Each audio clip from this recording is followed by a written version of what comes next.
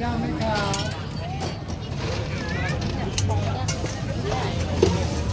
เผ็ดกลางเหรอใช่ค่ะ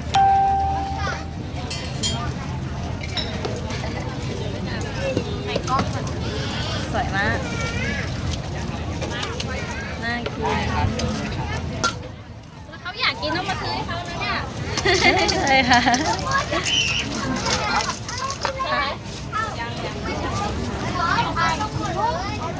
เราก็จะถ่ายรูปบอลจ้าง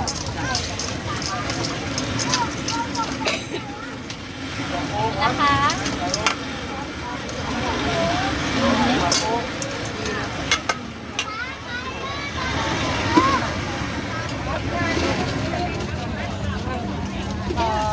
กุ้งสดหนึ่งได้เลยนะครับปูม้ากลางหนึ่งใครสั่งไหมครับย่าง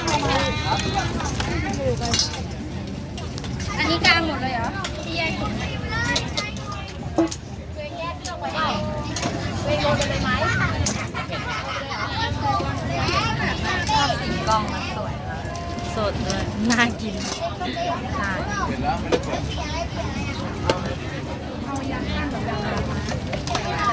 สั่งได้นะคะสักครู่นะจ๊ะ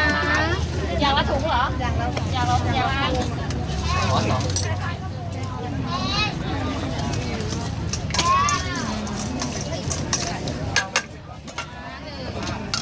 เอาเผ็ดไหมครับเอากลางนะเอา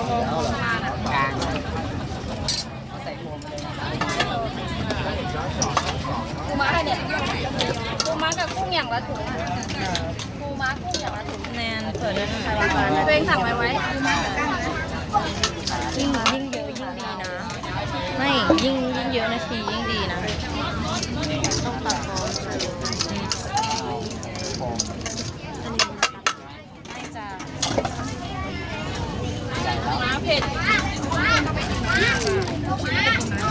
คุยเลยจอแจ๊สจะเป็นเนี่ยปูม้ากับเอาบินเสียบอะไรวะม้ากุ้งอย่างละถุง อันนี้ของใคร ถามจนได้จุ่มได้ปูม้ากุ้งสดอย่างละถุง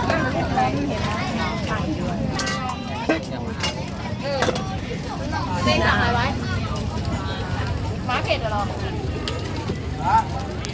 เอา VPR แล้วใส่ลงกันไว้เขาจะได้จำได้เอาลายมือเขา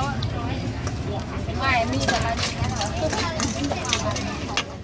ย่อย่างไหมครับ กินแล้วเราต้องหาห้องน้ำเลย นี่ม้าเผ็ด ลองสองอย่างดิได้แล้วนะคะเดี๋ยวขอถ่ายรูปไม่แย่งเราได้แล้วนะไปไหนต่อไปโน่น